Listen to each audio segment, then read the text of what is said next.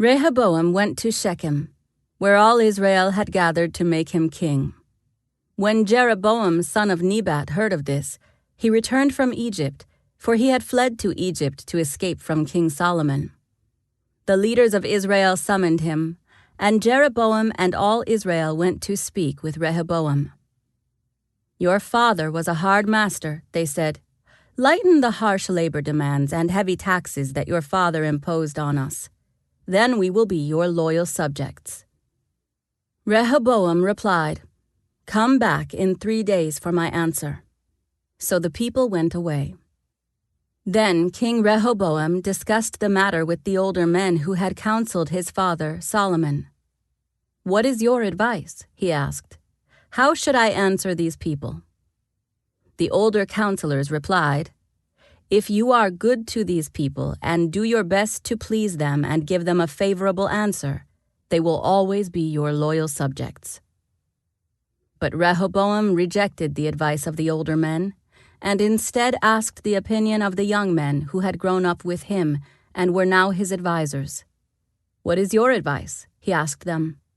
"How should I answer these people who want me to lighten the burdens imposed by my father?" The young men replied, "This is what you should tell those complainers who want a lighter burden. My little finger is thicker than my father's waist. Yes, my father laid heavy burdens on you, but I'm going to make them even heavier. My father beat you with whips, but I will beat you with scorpions." 3 days later, Jeroboam and all the people returned to hear Rehoboam's decision, just as the king had ordered. But Rehoboam spoke harshly to them, for he rejected the advice of the older counselors and followed the counsel of his younger advisers. He told the people, "My father laid heavy burdens on you, but I'm going to make them even heavier. My father beat you with whips, but I will beat you with scorpions." So the king paid no attention to the people. This turn of events was the will of God, for it fulfilled the Lord's message to Jeroboam son of Nebat through the prophet Ahijah from Shiloh. When all Israel realized that the king had refused to listen to them, they responded, "Down with the dynasty of David. We have no interest in the son of Jesse. Back to your homes, O Israel. Look out for your own house, O David." So all the people of Israel returned home. But Rehoboam continued to rule over the Israelites who lived in the towns of Judah. King Rehoboam sent Adoniram, who was in charge of forced labor, to restore order, but the people of Israel stoned him to death. When this news reached King Rehoboam, he quickly jumped into his chariot and fled to Jerusalem. And to this day the northern tribes of Israel have refused to be ruled by a descendant of David. When Rehoboam arrived at Jerusalem, he mobilized the men of Judah and Benjamin, 180,000 select troops, to fight against Israel and to restore the kingdom to himself. But the Lord said to Shemaiah, the man of God, "Say to Rehoboam son of Solomon, king of Judah, and to all the Israelites in Judah and Benjamin, this is what the Lord says. Do not fight against your relatives. Go back home, for what has happened is my doing." So they obeyed the message of the Lord and did not fight against Jeroboam. Rehoboam remained in Jerusalem and fortified various towns for the defense of Judah.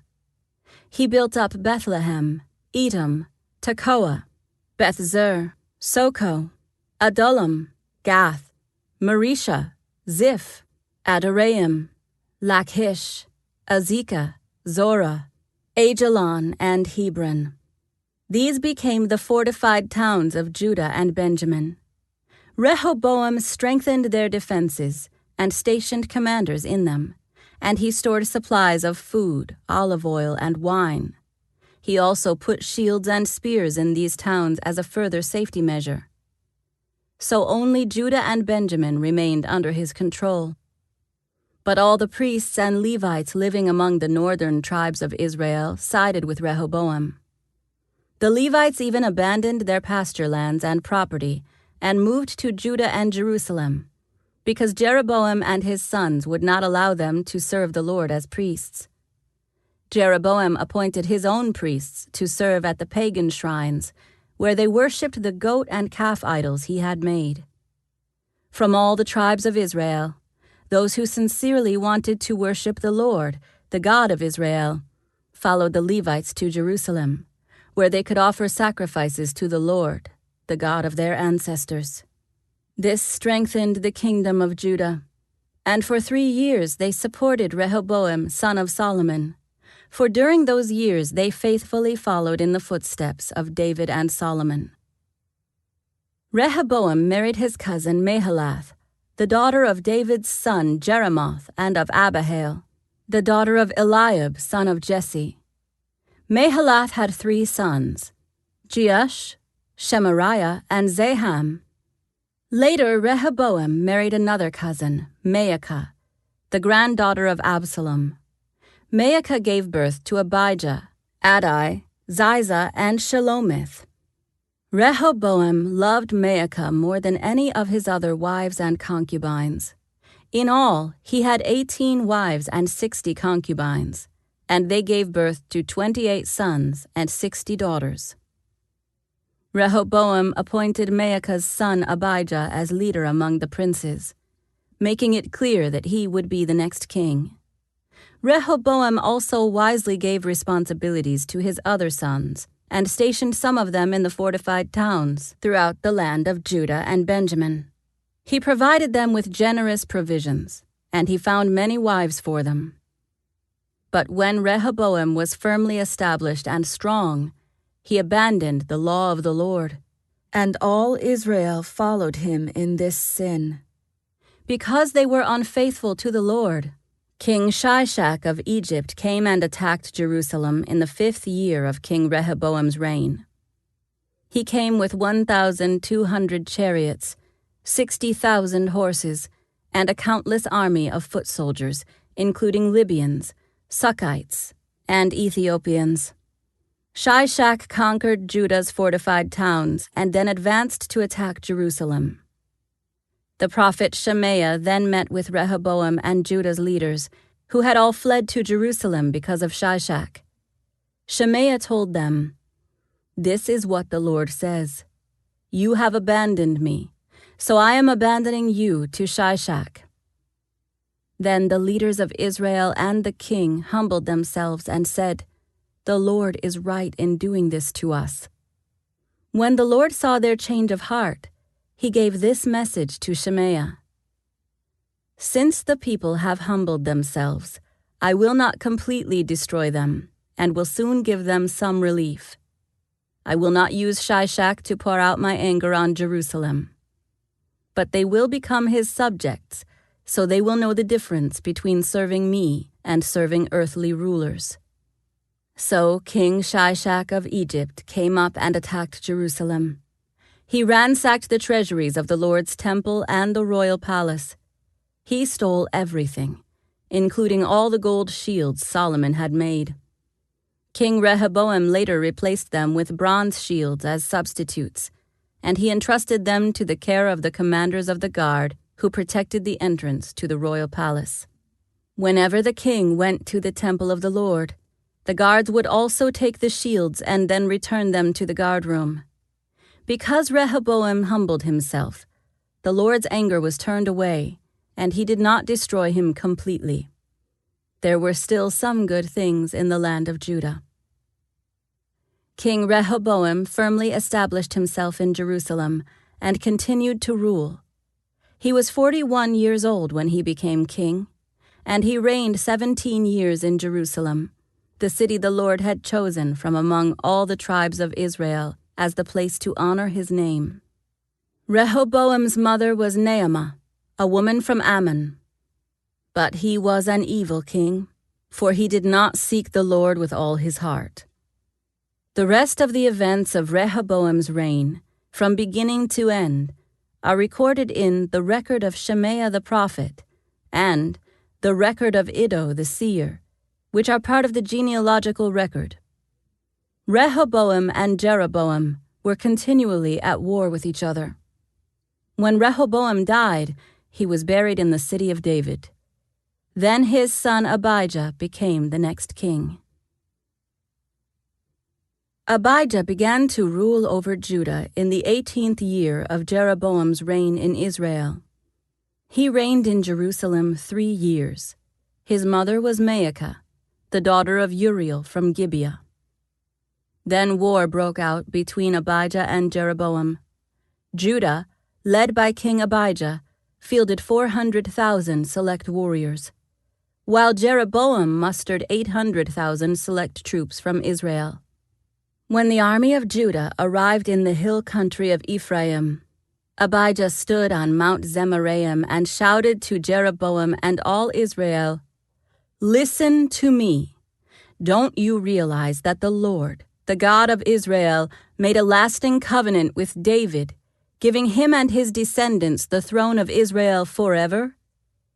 Yet Jeroboam, son of Nebat, a mere servant of David's son Solomon, rebelled against his master. Then a whole gang of scoundrels joined him, defying Solomon's son Rehoboam when he was young and inexperienced and could not stand up to them. Do you really think you can stand against the kingdom of the Lord that is led by the descendants of David? You may have a vast army, and you have those gold calves that Jeroboam made as your gods, but you have chased away the priests of the Lord, the descendants of Aaron, and the Levites, and you have appointed your own priests, just like the pagan nations. You let anyone become a priest these days. Whoever comes to be dedicated with a young bull and 7 rams can become a priest of these so-called gods of yours. But as for us, the Lord is our God, and we have not abandoned him. Only the descendants of Aaron serve the Lord as priests, and the Levites alone may help them in their work. They present burnt offerings and fragrant incense to the Lord every morning and evening. They place the bread of the presence on the holy table, and they light the gold lampstand every evening. We are following the instructions of the Lord our God, but you have abandoned him. So you see, God is with us. He is our leader. His priests blow their trumpets and lead us into battle against you. O people of Israel, do not fight against the Lord, the God of your ancestors, for you will not succeed." Meanwhile, Jeroboam had secretly sent part of his army around behind the men of Judah to ambush them. When Judah realized that they were being attacked from the front and the rear, they cried out to the Lord for help. Then the priests blew the trumpets, and the men of Judah began to shout. At the sound of their battle cry, God defeated Jeroboam and all Israel and routed them before Abijah and the army of Judah. The Israelite army fled from Judah, and God handed them over to Judah in defeat. Abijah and his army inflicted heavy losses on them. 500,000 of Israel's select troops were killed that day. So Judah defeated Israel on that occasion because they trusted in the Lord, the God of their ancestors. Abijah and his army pursued Jeroboam's troops and captured some of his towns, including Bethel, Jeshanah, and Ephron, along with their surrounding villages. So Jeroboam of Israel never regained his power during Abijah's lifetime. And finally the Lord struck him down and he died. Meanwhile, Abijah of Judah grew more and more powerful. He married 14 wives and had 22 sons and 16 daughters. The rest of the events of Abijah's reign, including his words and deeds, are recorded in the commentary of Iddo the prophet.